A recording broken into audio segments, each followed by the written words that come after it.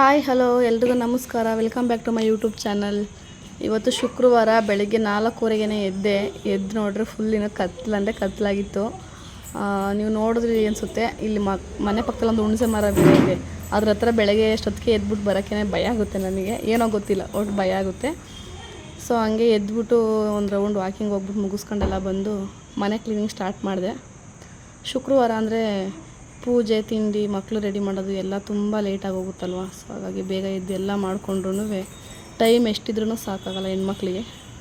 ಹಾಗೆ ಕೆಲಸ ಎಲ್ಲ ಮುಗಿಸ್ಕೊಂಡು ಬೇಗನೆ ಸ್ನಾನ ಮಾಡ್ಕೊಂಬಂದು ದೇವ್ರ ಮನೆಯೆಲ್ಲ ಕ್ಲೀನ್ ಮಾಡಿ ದೇವ್ರ ಸಾಮಾನು ತೊಳ್ಕೊಂಡು ಎಲ್ಲ ಪೂಜೆಗೆ ರೆಡಿ ಮಾಡೋ ಅಷ್ಟೊತ್ತಿಗೆ ಟೈಮ್ 7 ಗಂಟೆ ಆಗೇ ಹೋಯ್ತು. ಟೈಮ್ ಹೆಂಗಾಯ್ತು 7 ಗಂಟೆ ಅಂತಲೇ ಗೊತ್ತಿಲ್ಲ. ಪೂಜೆ ರೆಡಿ ಮಾಡಿಬಿಟ್ಟು ಪೂಜೆನೂ ಮುಗಿಸ್ದೆ.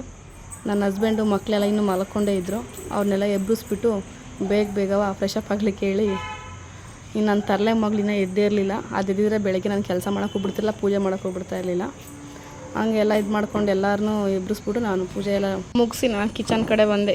ಯಾಕಪ್ಪ ಅಂದರೆ ಬೆಳಗ್ಗೆ 4 ಗಂಟೆಗೆ ಎದ್ದಿದ್ಕೋದ್ಕೂ ಹೊಟ್ಟೆ ತುಂಬ ಹಸಿವಾಗ್ತಾಯಿತ್ತು, ಏನಾರು ತಿನ್ಬೇಕು ಅನ್ನಿಸ್ತಾಯಿತ್ತು. ಆದರೂ ಬೆಳಗ್ಗೆನೇ ಏನೋ ತಿನ್ನೋ ಅಭ್ಯಾಸ ಇಲ್ಲದಿರೋ ಕಾರಣ ಒಂದು ಗ್ಲಾಸ್ ಬಿಸಿನೀರು ಇಟ್ಕೊಂಡು ಬಿಸಿನೀರು ಕುಡಿಯೋಣ ಅಂತ ಒಂದು ಕಡೆ ಬಿಸಿನೀರು ಇಟ್ಬಿಟ್ಟು ವಾಂಗಿಬಾತ್ ಮಾಡೋಣ ಅಂತ ಹೇಳ್ಬಿಟ್ಟು ವಾಂಗಿಬಾತ್ಗೆಲ್ಲ ರೆಡಿ ಮಾಡಿಕೊಂಡೆ. ಅಷ್ಟು ಬಿಸಿನೀರು ಕಾದಿತ್ತು. ಸ್ವಲ್ಪ ಹೊತ್ತು ಕುಡಿದ್ಬಿಟ್ಟು ನನ್ನ ಮಗ ಜೊತೆ ಸ್ವಲ್ಪ ಹೊತ್ತು ಅಳತೆ ಹೊಡೆದಿದ್ದು ಅಷ್ಟೊತ್ತಿಗೆ ರೈಸು ಎಲ್ಲ ಆಗೋಯಿತು. ಬಂದುಬಿಟ್ಟು ಗೊಜ್ಜೆಲ್ಲ ಮಾಡ್ಕೊಂಡಿದ್ದೆ. ಎಲ್ಲ ಮಿಕ್ಸ್ ಮಾಡಿಬಿಟ್ಟು ಬಾಕ್ಸ್ಗಳಿಗೆಲ್ಲ ರೆಡಿ ಮಾಡ್ತಾಯಿದ್ದೆ. ಅಷ್ಟೊತ್ತು ನನ್ನ ಮಗಳು ಬ್ರಷ್ ಹಿಡ್ಕೊಂಡು ಕಿಚನಿಗೆ ಎಂಟ್ರಿ ಕೊಟ್ಟಳು. ಕಿಚನಲ್ಲಿ ಬಂದುಬಿಟ್ಟು, ಮಮ್ಮಿ ಎಷ್ಟು ಹಾಕ್ತಿದೆಯಾ ಬಾಕ್ಸಿಗೆ, ಏನು ಹಾಕ್ತಿದೆಯಾ, ಸ್ವಲ್ಪ ಹಾಕು, ನೀರು ಸ್ವಲ್ಪ ತುಂಬು, ಬರೀ ಇಷ್ಟೇ ತರಲೆ, ಯಾವಾಗಲೂ ತರಲೆ ಮಾಡ್ತಾನೆ ಇರ್ತಾಳೆ ಅವಳು. ಒಟ್ಟು ಬಾಕ್ಸ್ ತುಂಬ್ತಿದ್ದೀನಿ ಅನ್ಬೇಕು, ಅವಳು ಕಿಚನಿಗೆ ಎಂಟ್ರಿ ಕೊಡಬೇಕು. ಅವಳು ಎಂಟ್ರಿ ಕೊಟ್ರೇ ಅದು ಸಮಾಧಾನ ಅವಳಿಗೆ. ಬಂದುಬಿಟ್ಟು ನೋಡಿರಲಿ ತಲೆ ತಿಂತವಳೆ, ಬ್ರಷ್ ಹಿಡ್ಕೊಂಡೇ ಬಂದವಳು ಅಡುಗೆ ಮನೆಗೆ. ಇಷ್ಟು ತುಂಬು ಅಷ್ಟು ತುಂಬು ಅಂತ ಹೇಳ್ತಾ ಇದ್ದಾಳೆ. ಅವಳನ್ನು ಬೇಗ ಸ್ನಾನ ಮಾಡಿಸ್ಬಿಟ್ಟು ತಿಂಡಿ ತಿನ್ಸೋಣ ಅಂತೇಳ್ಬಿಟ್ಟು ರೆಡಿ ಮಾಡಿ ಕುಂಡಿಸ್ಕೊಂಡು ತಿಂಡಿ ತಿನ್ನಿಸ್ತಾ ಇದ್ದೆ. ನನ್ನ ಮಗ ಇನ್ನೂ ಏನೋ ಪ್ರಾಜೆಕ್ಟ್ ಮುಗ್ದಿಲ್ಲ ಅಂತೇಳ್ಬಿಟ್ಟು ಅವನಿನ್ನ ಬರ್ಕೊತಾನೇ ಇದ್ದ. 9:15 ಆದರೂ ಇನ್ನೂ ಬರ್ಕೊತಾನೇ ಇದ್ದ. ಫ್ರೆಂಡ್ಸಿಗೆ ಕಾಲ್ ಮಾಡೋದು ಏನೋ ಕೇಳೋದು ಮಾಡ್ತಾನೇ ಇದ್ದ ಅವನು. ಸೊ ಹಂಗಾಗಿ ನಾನೇ ಇಬ್ಬರಿಗೂ ತಿನ್ನಿಸ್ದೆ, ಟೈಮ್ ಆಗೋಗುತ್ತೆ ಅಂತೇಳ್ಬಿಟ್ಟು ಇಬ್ಬರಿಗೂ ತಿನ್ನಿಸ್ಬಿಟ್ಟು. ಯಾಕಂದರೆ ಒಬ್ರಿಗೆ ತಿನ್ನಿಸಿದ್ರೆ ಒಬ್ರಿಗೆ ಹೊಟ್ಟೆ ಕಿಚ್ಚು. ಮಕ್ಳಂದ್ರೇ ಹಂಗೆ ಅಲ್ವಾ, ಇಬ್ಬರು ನನ್ನ ಮಕ್ಕಳೇ ಅಲ್ವಾ. ದೊಡ್ಡದು ಅಂತ ನಾವು ಚಿಕ್ಕದು ಅಂತ ಭೇದ ಭಾವ ಮಾಡೋಂಗೇ ಇಲ್ಲ. ಭೇದ ಭಾವ ಮಾಡಿದ್ರೆ ಹೊಟ್ಟೆ ಕಿಚ್ಚು ಪಟ್ಕೊಂತವೆ ಎರಡನ್ನೂ. ಹಾಗಾಗಿ ಎರಡನ್ನೂ ಚಿಕ್ಕ ಮಕ್ಳ ಥರನೇ ನಾನು ಟ್ರೀಟ್ ಮಾಡಲೇಬೇಕು. ನನ್ನ ಹಸ್ಬೆಂಡ್ಗೂ ಎಲ್ಲ ಬಾಕ್ಸಿಗೆಲ್ಲ ರೆಡಿ ಮಾಡಿ ಕಳಿಸಿದ್ದಾಯಿತು. ಮಕ್ಳಿಗೂ ಬಾಕ್ಸಿಗೆಲ್ಲ ರೆಡಿ ಮಾಡಿ ಅವ್ರಿಗೂ ತಿಂಡಿ ತಿನ್ನಿಸಿ ಎಲ್ಲ ರೆಡಿ ಆದ ತಕ್ಷಣವೇ ನನ್ನ ಮಗ ತಿಂಡಿ ತಿಂದ್ಬಿಟ್ಟು ಸೂಪರಾಗಿದೆ ಅಂತ ಹೇಳ್ತವನೆ. ಕೆಳಗಡೆ ಬಂದರೆ ಇಲ್ಲಿ ಒಂದು ರಾಶಿ ಎಮ್ಮೆಗಳು ಕರೆಕ್ಟಾಗಿ 9:15 ಕರೆಕ್ಟಾಗಿ ಆಚೆ ಬರ್ತವೆ ನನಗೆ ಗುಡ್ ಮಾರ್ನಿಂಗ್ ಹೇಳಲಿಕ್ಕೋಸ್ಕರ. ಅವಕ್ಕೆ ನಾನು ಗುಡ್ ಮಾರ್ನಿಂಗ್ ಹೇಳಿದ್ರೆ ನಾನು ನನ್ನ ಮಕ್ಳು ಸ್ಕೂಲಿಗೆ ಬಿಡೋಕ್ಕೆ ಹೋಗೋಕ್ಕಾಗಲ್ಲ.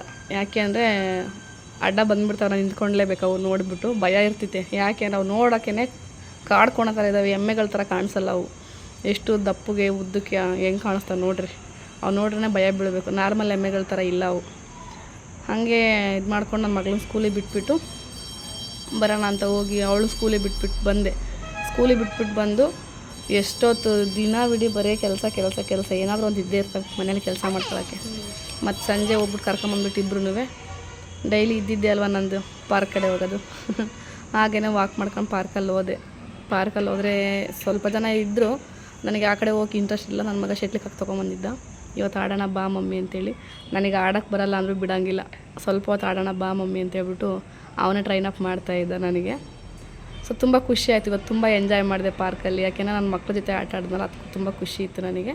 ಇವತ್ತಿನ ಶುಕ್ರವಾರ ಬ್ಲಾಗ್ ಇದಾಗಿತ್ತು. ಯಾರಿಗೆಲ್ಲ ನನ್ನ ವೀಡಿಯೋ ಇಷ್ಟ ಆಗಿದೆ ದಯವಿಟ್ಟು ಸಬ್ಸ್ಕ್ರೈಬ್ ಆಗೋದು ಮರಿಬೇಡಿ. ಹೆಚ್ಚಿನ ವೀಡಿಯೋಗಾಗಿ ಕಾಯ್ತಾ ಇರಿ. ಬಾಯ್. ಥ್ಯಾಂಕ್ ಯು ಸೋ ಮಚ್ ಇಷ್ಟೊತ್ತು ನನ್ನ ವೀಡಿಯೋ ವಾಚ್ ಮಾಡಿದ್ದಕ್ಕೆ.